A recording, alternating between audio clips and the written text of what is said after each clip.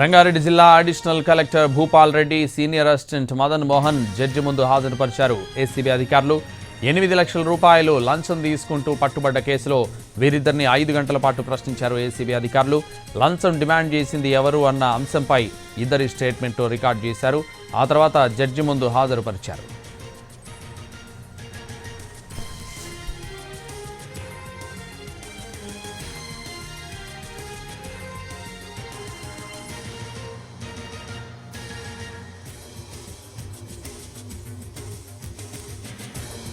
రంగారెడ్డి జిల్లా additional collector Bhupal Reddy, senior assistant Madan Mohan judge ముందు హాజరుపరిచారు. ACB అధికారులు 8 లక్షల రూపాయలు లంచం తీసుకుంటూ పట్టుబడ్డ కేసులో వీరిద్దరిని 5 గంటల పాటు ప్రశ్నించారు. ఏసీబీ అధికారులు లంచం డిమాండ్ చేసింది ఎవరు అన్న అంశంపై ఇద్దరి స్టేట్మెంట్లు రికార్డు చేశారు. ఆ తర్వాత జడ్జి ముందు హాజరుపరిచారు.